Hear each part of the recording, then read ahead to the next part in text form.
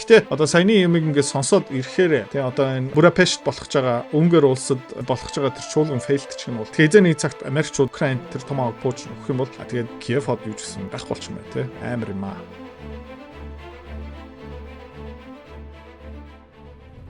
Donald Trump, Putin, Viktor Orban гэх мэт шиг хүмүүс юу ярьж байна гэх юм бол их тайвны хилцэл ярьж байгаа.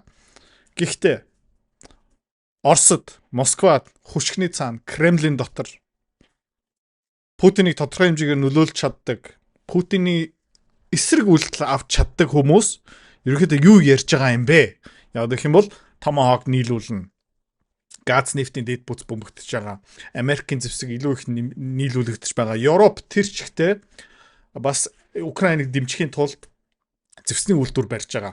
Бүр Украинд зориулагдсан зэвсгийн үйлдвэр Денмарк улс, тий? Brussels, тий Бельги улс, Польш улс. Ерөнхийдөө бүгдээрээ хүчээ нийлүүлээд Оросыг бөмбөгдөхөж хүсэж байгаа, Оростой дайн хийх гэж хүсэж байгаа. Тийм учраас Оросууд цаанаа юу ярьж байна гэх юм бол одоо Путин ганцаараа ерөнхийдөө тайван байцгаа гих мэт чинь ярьж байгаа. Гэхдээ Оросууд ерөнхийдөө ширүүн дайн зарлая. Хязгааргүй бөмбөгдөё гэсэн юм яриад эхэлж байна. За энэ үнцгийг тэгээ хэдүүлээ дахиад Gilbo Doktorov Glenn Disney podcast-нээр сонсгоо. Айгуу сонирхолтой ярилцсан болсон.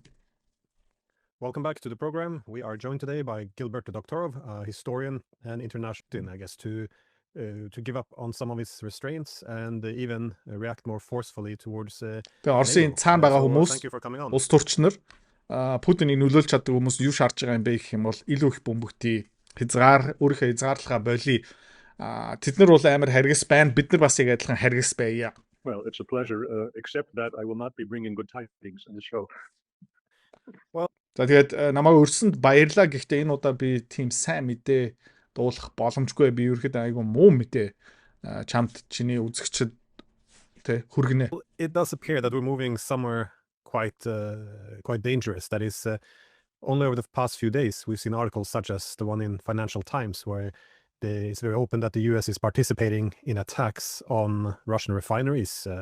Again, hasn't been denied by the White House. Even Trump seems to be gloating as he speaks, and well, I would say largely exaggerates. Тэгээд ерөнхийдөө энэ дайн ерөнхийдөө ширүүцэж байна.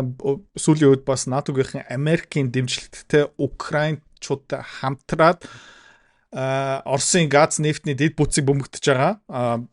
Америкийн оролцоотойгоороо тэгээд хэвлэл мэдээллийн энэ дээрээ бол Donald Trump тэрийг үгүйсэхгүй байгаа. Тэрнэр бүр өөрийнхөө магтж байна. Тэгээд нэмээд юу ярьж байна гэх юм бол Орос дотор ерөнхийдөө бензин, дизель гих мэтчлэн юуны хомсдол үсэж байгаа гэж ярьж байна гэдэг чинь эднэр бол хязгааруудаа ингээ баг-багаар ингээд буулгаал явж байгаа. Тэгээд илүү чөлөөтэй Оросыг бөмбөгдөж байна гэсэн. In Russia, we have Hegseth talking about imposing cost on Russia, and Trump, of course, working overtime to sabotage the Russian economy, pressuring countries like India to stop trade.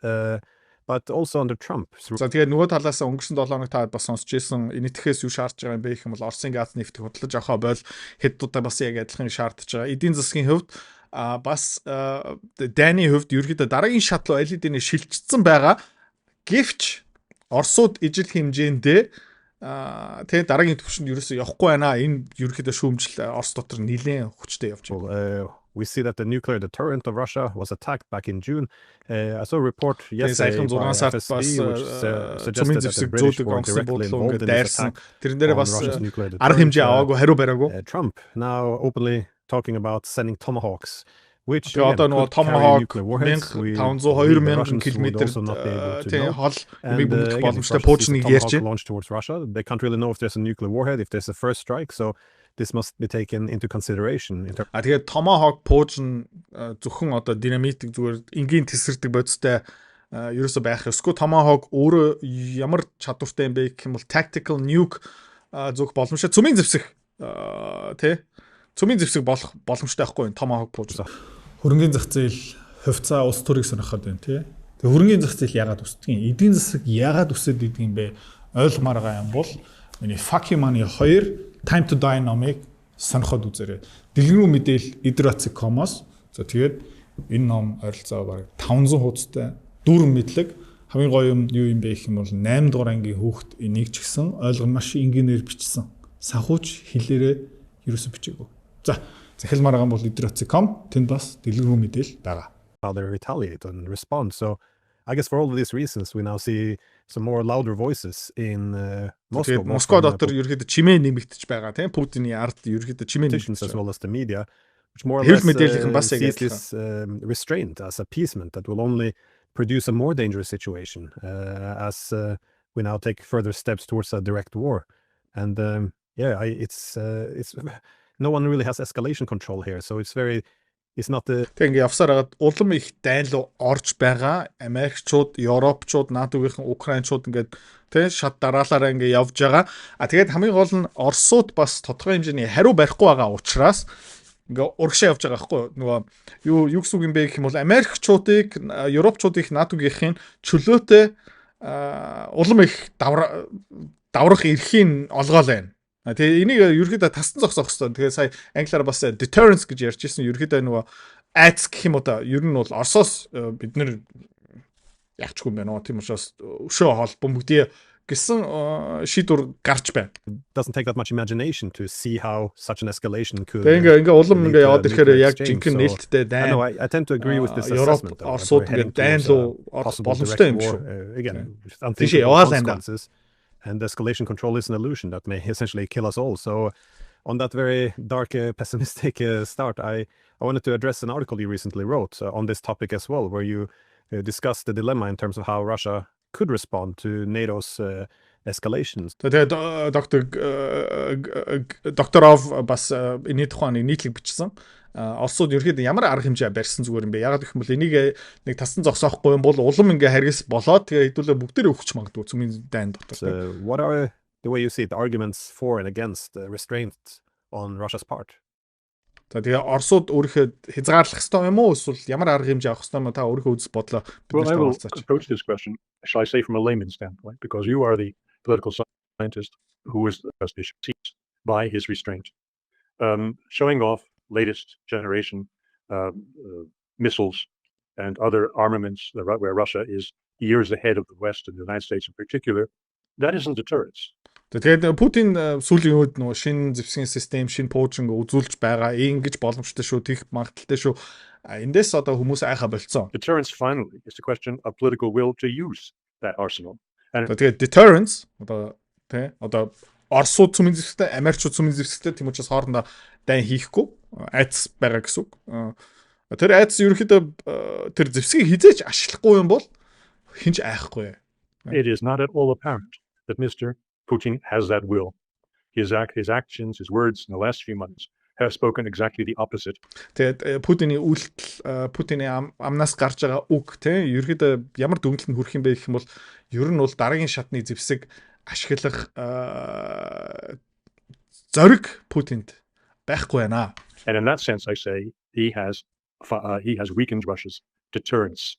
Тийм учраас доктор Гилбо докторов юу гэж нэх юм бол Оросоос Путинээс хүмүүс айхаа болцсон. Айхгүй.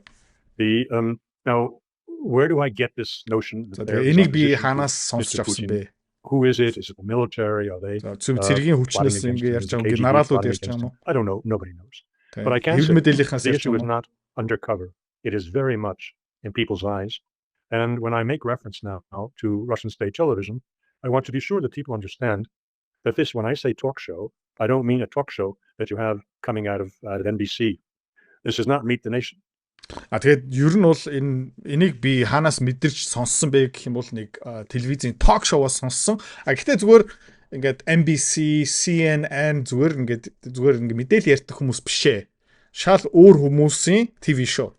This is the voice of the Kremlin without being the Kremlin.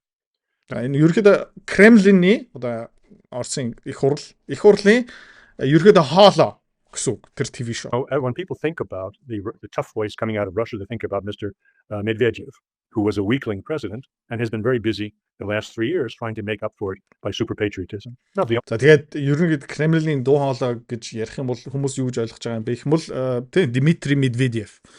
Тэ өөрөө ерөнхийлөгч байх үедээ амар сул зөөлхөн байсан. Одоо тэр хийсэн алдаагаа өнгөрсөн 3 жилийн хугацаанд маш ихээр засгаж үзэж байгаа. Одоо амар националист ярьж гин амар хурц харгас бүр Дональд Трамптай хооронд твит мит ингээд шидэлцдэг. Ингээд Украиныг ингээд яадаг. Макрон бол гүлэг гих мэтшин бүр одоо Дмитрий Медведевийн дуу хоолой ерөнхийлөгч байх үе өнөөдөртөө ингээ харьцуулбал бүр 10 дахин чанга болцсон байгаа гэсэн үг тийм.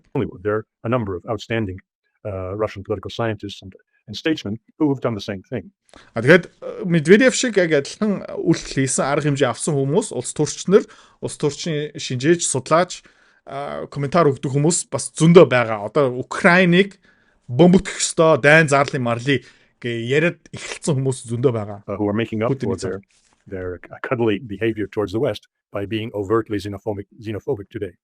But what тийм нөгөө өнгөрсөн 20 жилийн хугацаанд тэд нэр барууныханд Европтой айгу зөөлөн найрсаг хандж исэн. Энийг одоо алдаа гэж хүлээн зөвшөөрөөд яг эсрэг одоо арга хэмжээ авч байгаа гэсэн. Тиймэрхүү тренд одоо Орос дотор улс төрчийн дотор гарч ирж байгаа.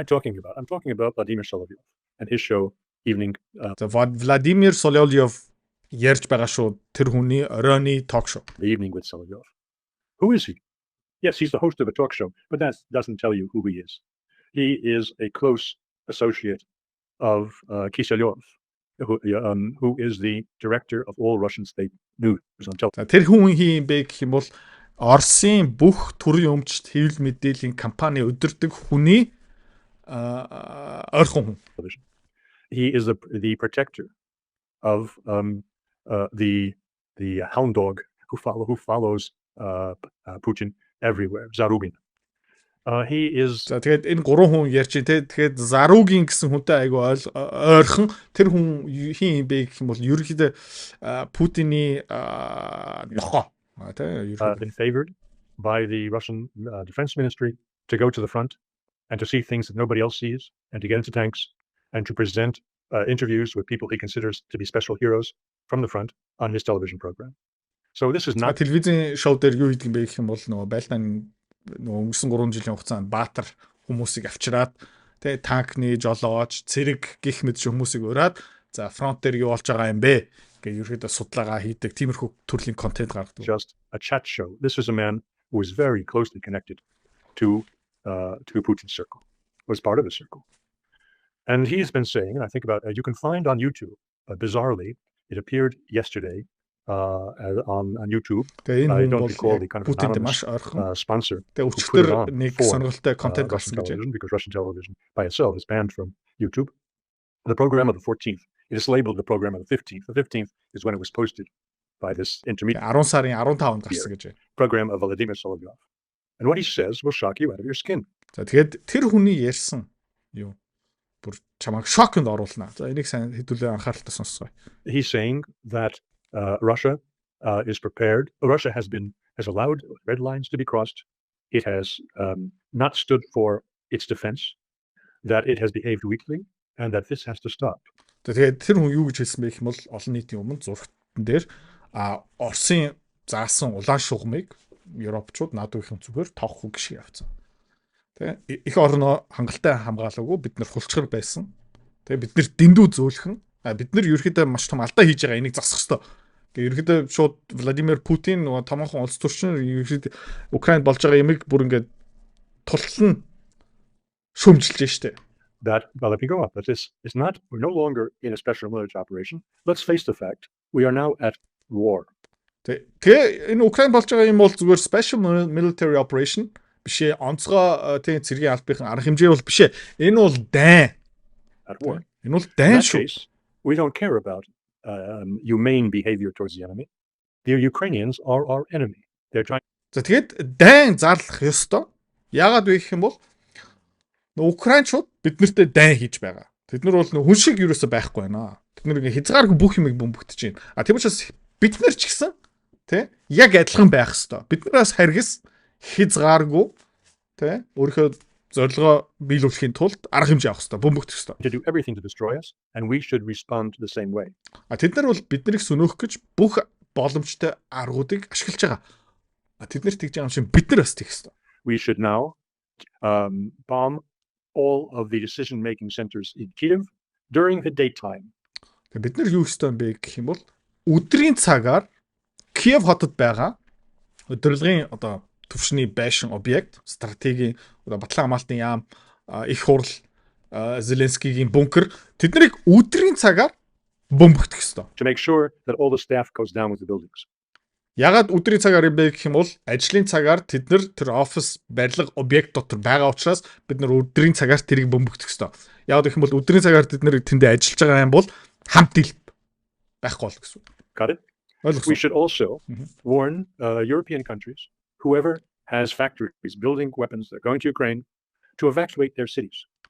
Бид нар өөр нэмээд юу хэлэх ёстой юм бэ гэх юм бол Европчуудад за танаа улс дотор нэг хот дотор нэг зэвсгийн үйлдвэр байгаа юм бол тэр зэвсэг тэр Украинд ашиглагдаж байгаа юм бол тэр хотоос ард иргэдээ гаргаа. Ягаад гэх юм бол бид нар тэрийг бөмбөгдөнө.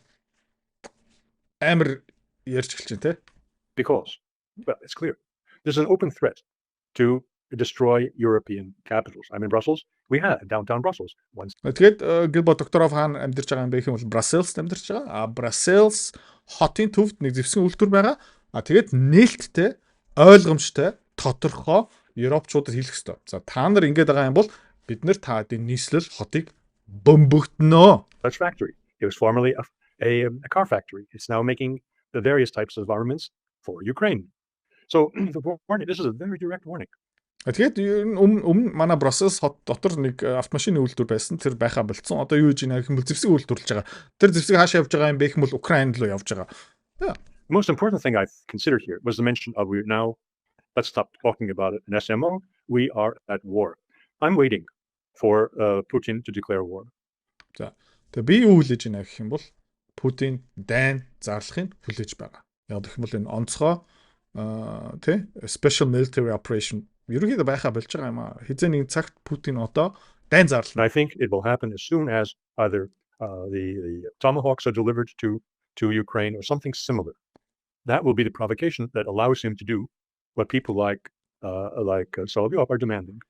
За тэгээд хизээд Путин дайн зарлах юм бэ гэх юм бол Америкчууд tomahawk пуужд нийлүүлэх юм бол эсвэл ижлэхийн хэмжээний escalation ерөнхийдөө маш тодорхой Украинчууд Америкчууд НАТОгийн дараагийн шатанд хүрэх нь ойлгомжтой болоод ирэх юм бол Путин юу гэх юм бэ гэх юм бол албан ёсны дайн зарлана. And once you're in war, everything goes. Тэгээд албан ёсоор дайн зарлах юм бол бүх юм нээлттэй. Бүх юм одоо боломжтой болж байгаа гэсэн үг. Тэгээ өмнөх подкастнаар бас Gilbert Doctorow хэлж ирсэн. Дайн зарлсныхан яг хэдхэн минутын дараа тэ Киев хотын төв Зеленский байгаа зэрэг байхгүй. At the same time, I'm sitting here in Brussels where I can tell you from an inside source from Flemish newspaper that our Prime Minister, De Wever, is shaking in his boots over this business of Euroclear's 145 billion in Russian state assets being turned into collateral. Тэгээд Gilbert Doctorow Brussels амьдарч байгаа хэлсэн. За тэгээ Бельги улсын ерхий сайд сандарсан явж байгаа. Яг гэх юм бол энэ Европчууд тэр Оросуудын төв банкны мөнгийг хураач магадгүй. Тэг хулгай хийж магадгүй, барьцаан тавьчих магадгүй. Because he's afraid with good reason that Brussels will be destroyed. Тэгээд Бельги улс тэгэх юм бол Brussels тэгэх юм бол Brussels-ыг бөмбөгдөж магадгүй. So this is why I do not bring my usual note of encouragement to the audience, but I am as alarmed as you appear to be from your opening remarks. We are at a very serious stage. Тэгээд тийм учраас би өмнөх шиг ингээд тайван за энэ дуусах байхаа, ингэх байхаа, тэхгүй байхаа, Трамп ингэх байхаа, Путин ингэх байхаа тийм үг миний амнаас одоо гарахгүй. Яг Glenn Decent-тэй тань шиг адилхан ойлголтод хүрсэн. Бидний яг дайны дараагийн шатн дээр баг ирсэн байгаа.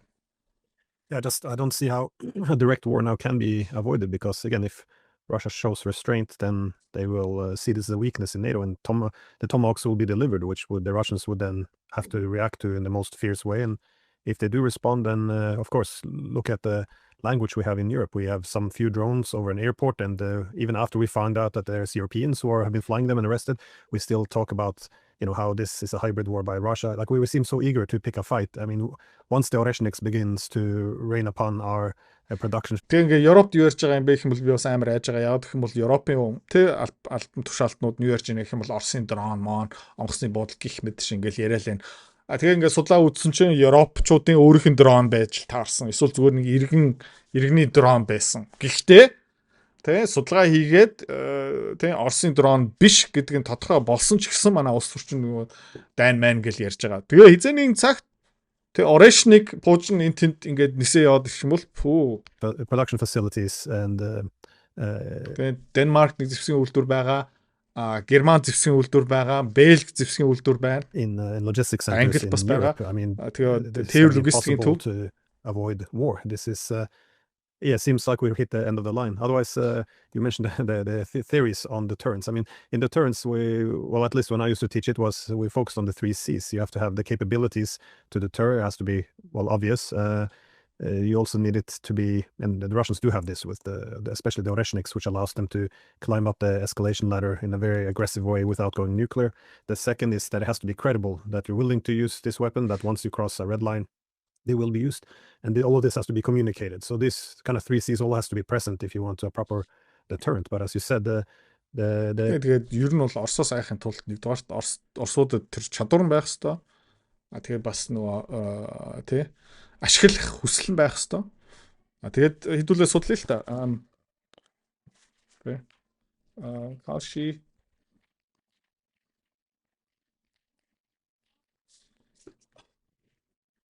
нөгөө мөрөтэй нөгөө боцоо тавьж болдог ингээд пэйж байгаа штэ. Тэгээд хэдүүлээ жоо фон маркет.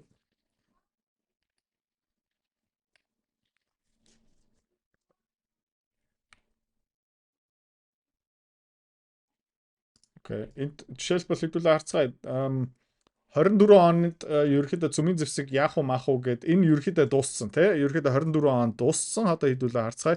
Will nuclear weapon detonation in 2025 тий. Энэ магадлал 7%-ийн 7%-ийн магадлалтай юм байна. Ерөөхдөө ингээ буурж байгаа юм байна. Тий. Russia, Ukraine харч ил та. Энэ пэйж дээр юу хийдэг юм бэ гэх юм бол хүмүүс ерөөхдөө мөрөцдөг. Окей.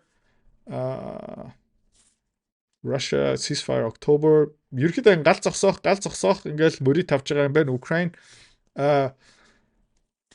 25 онд гал зогсоох 23%, 26 он дотор ингээд 54%. Гэхдээ энэ ер нь бол дараагийн шат ингээ Oresnik ашиглагдана гэсэн юм байхгүй маань. Гэхдээ одоо саяны юмыг ингээ сонсоод ирэхээр тий одоо энэ Будапешт болох ч байгаа Унгар улсад Унгар улсад болох ч байгаа тэр чуулган фейлдчих юм бол одоо хизээ нэгэн цагт Tomahawk пуужин хизээ нэгэн цагт Америкчууд Украинд тэр Tomahawk пуужин өгөх юм бол тэгээд Киев хот юу гэсэн байхгүй болчих юм байна тий амар юм аа. За энэ болохгүй байгаасаа тий